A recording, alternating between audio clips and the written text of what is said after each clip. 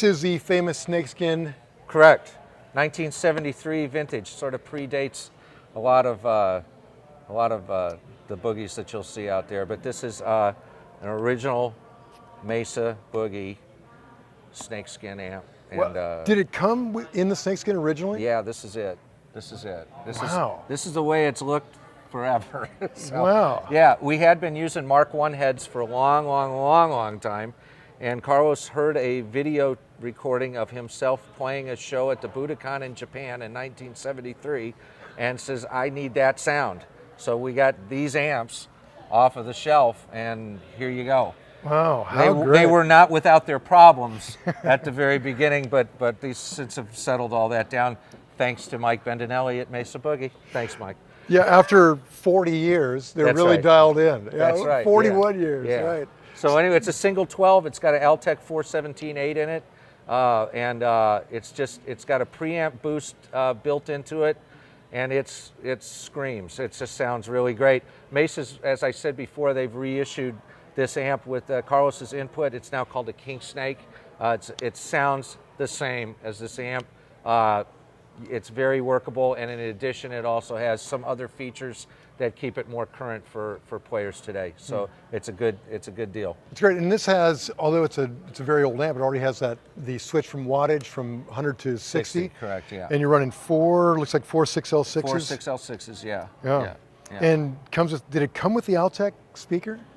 Yes, I believe that's what they were putting in them back in the day. Cool. And I've had a stash of them sitting around our warehouse from when we used to use the Altecs. Yeah. We had switched to hemp cone JBLs maybe 10 years ago, and so I put these Altecs back in, and they're the deal. That's they're great. Pretty cool, yeah. And you run that speaker and this PRS cabinet? Yeah, everything's on all the time, pretty much, and you can turn, you could turn this off, or turn this off, or turn this off at the pedal board with the 3-way amp selector. But typically everything's all on all the time. All the time. And these cabinets are PRS 4x12s. I've got the upstage one is loaded with 4 Celestion Vintage 30s. The downstage is loaded with 2 Vintage 30s and 2 G1265s. It kind of mellows that cabinet out a little bit, gives it a little bit mushier, warmer, darker kind of sound, which complements the rest of what's going on. Sure. So yeah, so that's that. Great, well let's see the rest of those amps. Okay, cool. Okay, so here we are in amp land. Yep. Let's hear all about it. Okay. Well, there's not really much to tell. No, it basically from the pedal board out there, as I said before, I've got 3 lines that come back this direction. And we'll start with this smaller rack here. The one on top there, power supply unit. I've got a Electrosonics R400 wireless system up there that I have just in case somebody wants to go wireless, but we haven't done that. It's really a good sound wireless. A lot of people use them. Peterson 490 tuner for me. And then I've got a TC Electronic D2 delay for that one delay effect that we do during the show, and if we want to do anything else. And below that, I've got 3 of those 2-by amp selector units from John Suhr. The top silver-faced one is the original prototype, and I got that one as a spare. The other 2 are in use. So you feed, there's a line from the stage feeding each of those, okay, on the 2nd and 3rd amp channels. And that amp selector allows us to choose either the Pluto tone head or the Dumble head feeding a single 4x12.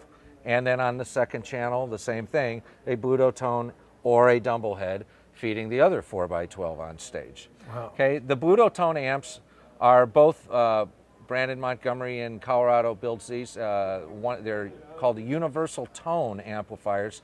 This one is the prototype of what came out as the final production unit, which is this one here.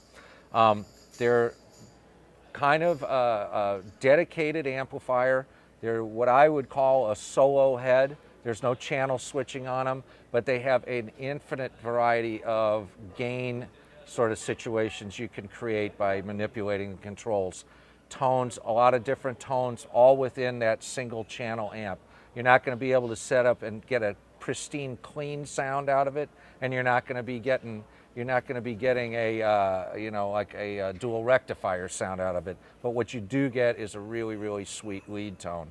And then below those, hey, Dumble overdrive reverbs. So you say no more, right? Yeah, and so these are not backups. You're running actually. Switching between the two, yes, correct. Wow. During the show, depending on the song, depending on the venue. Sometimes it's all up to the player. It's not, and I don't do any of the switching of amps back here. That's all out on stage. No. So How loud is it? it's pretty darn loud.